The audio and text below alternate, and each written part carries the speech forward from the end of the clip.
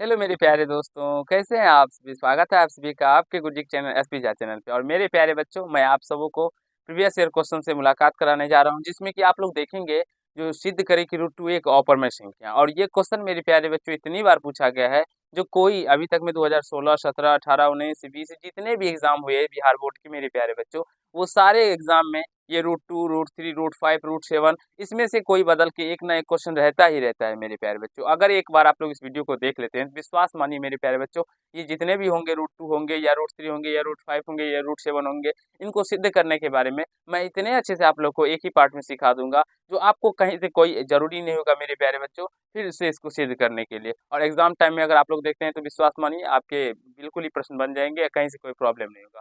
तो चलिए हम लोग समझते हैं जो कहा गया है क्वेश्चन में, जो सिद्ध करे कि रूट टू एक अपरिमेय संख्या है। हम सब जानते हैं जो रूट टू एक अपरिमेय संख्या है, लेकिन कैसे होता है ये हम लोग सिद्ध करके आज समझेंगे मेरे प्यारे बच्चों, और सीखने का प्रयास करेंगे।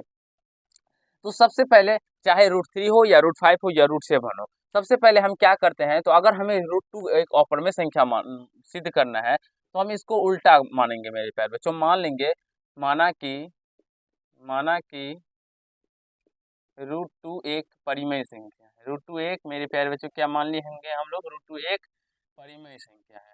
आप सभी भली भांति जानते होंगे जो हमने क्या माना मेरे प्यारे बच्चों, माना कि रूट टू एक क्या है, परिमेय संख्या है। क्यों क्यों माने परिमेय संख्या? क्योंकि अपरिमेय संख्या हमें साबित करना है ना, इसलिए हमने मान लिया माना कि रूट टू एक अपरिमेय संख्या है। तो इसीलिए जब आप सभी जानते होंगे जो रूट टू अगर परिमेय होगा तो इसके बराबर में हम लोग पी बटे क्यू करेंगे। पी बटे क्यू करेंगे, क्योंकि ये रूट टू जो होगा ये पी बाई क्यू के फॉर्म में होगा।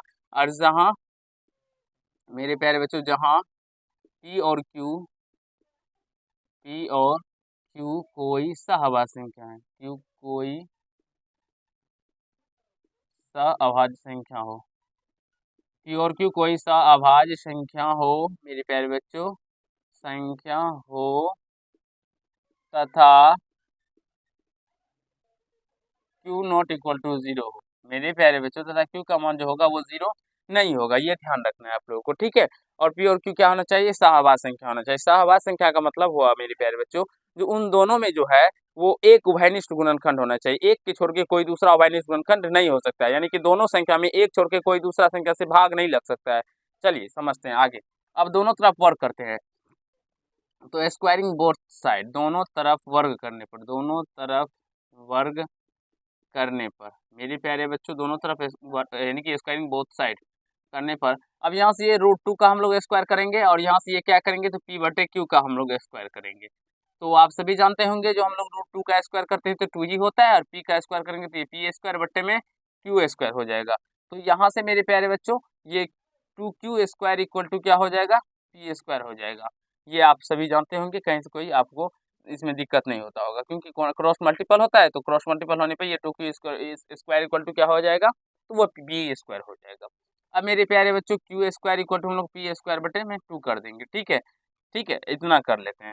अब मेरे प्यारे बच्चों आप लोग देखिएगा यहाँ से, तो क्यू स्क्वायर बराबर पी स्क्वायर बटे टू आ गया। अब मान लीजिए पी स्क्वायर बटे टू आ गया, तो इसका मतलब हुआ जो चूंकि पी स्क्वायर जो है ये टू से क्या होगा, विभाज्य होगा। पी स्क्वायर दो से विभाज्य है। यहाँ देखेंगे तो आप लोग पी स्क्वायर क्या होगा मेरे प्यारे बच्चों, तो दो से विभाज्य होगा। अब अगर यदि पी स्क्वायर दो से विभाज्य होगा, तो इसीलिए मेरे प्यारे बच्चों पी भी जो होगा वो दो से विभाज्य होगा। पी भी दो से विभाज्य होगा मेरे प्यारे बच्चों। जब पी स्क्वायर दो से विभाज्य होगा तो पी भी जो होगा वो भी दो से क्या होगा, तो विभाज्य होगा। आई होप यहाँ तक समझ में आ गया होगा। अब हम लोग पुनः मान लेते हैं, ठीक है, पुनः माना।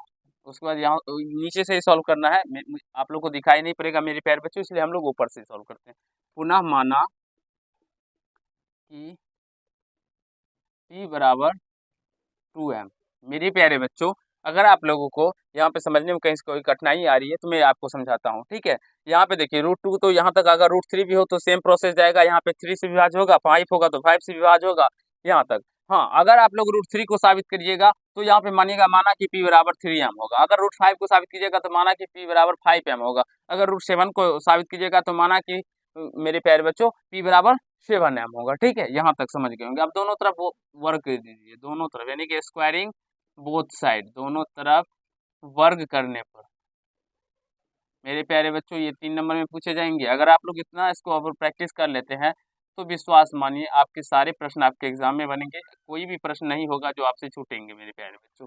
अब अगर हम बात करें तो इस पी स्क्वायर के बराबर यहाँ पे देखेंगे मेरे प्यारे बच्चों, तो पी स्क्वायर के बराबर 2q² है। तो यहाँ से हम लोग इस पी स्क्वायर के बदला में हम 2q² भी दे सकते हैं, बराबर में 4m² भी दे सकते हैं मेरे प्यारे बच्चों, ठीक है। तो यहाँ से देखेंगे तो 2 से 2 मर्त में चला जाएगा, यानी कि q² इक्वल टू क्या हो जाएगा 2m²। चलिए हम इसको इस साइड कर लेते हैं, यानी कि 2m² इक्वल टू क्या हो जाएगा q² हो जाएगा, और m² इक्वल टू क्या हो जाएगा तो q² बटे में 2 हो जाएगा। अब यहाँ से q² बटे में 2 आ गया, इसका मतलब हुआ मेरे प्यारे बच्चों जो q², चूंकि q² 2 से विभाज्य है, यानी कि ये 2 से क्या होगा तो विभाज्य है। इसीलिए मेरे प्यारे बच्चों q भी 2 से विभाज्य होगा, 2 से विभाज्य होगा। अब यहाँ से मैंने आप लोगों को बताया था जो सहवास संख्या का मतलब हुआ जो दोनों संख्या में एक छोड़ के कोई दूसरा y का नहीं हो सकता है। लेकिन यहाँ पे देखेंगे तो इसमें p में भी 2 से भाग लग रहा है और q में भी 2 से भाग लग रहा है, यानी कि p और q में दोनों में 2 से भाग लग रहा है। लेकिन मैंने कहा था मेरे प्यारे बच्चों जिसमें केवल 1 से भाग लगना चाहिए, तो इसीलिए आप यहाँ से देखेंगे जो p के 2 से विभाज्य, अतः √2 एक देखिए परिमेय संख्या है, इसीलिए मेरे प्यारे बच्चों लिखिएगा था नहीं, इसीलिए √2 एक परिमेय संख्या है, यह मानना क्या है मेरे प्यारे बच्चों गलत है, क्योंकि √2 एक परिमेय संख्या नहीं है। यह मानना क्या है गलत है, क्योंकि इसमें दोनों में p में भी 2 से भाग लग रहा है, q में भी 2 से भाग, देखिए नीचे दिखाई पड़ रहा है बाबू, लिख सकते हैं। और अतः √2 एक अपरिमेय संख्या, और यही हमें साबित करना है, अपरिमेय संख्या है, और यही हमें मेरे प्यारे बच्चों साबित भी करना था। तो ये देख सकते हैं आप लोग प्रूव्ड हो गया, और इस आधार पे आप लोग √3 को भी बना सकते हैं, √5 को भी बना सकते हैं, √7 को भी बना सकते हैं।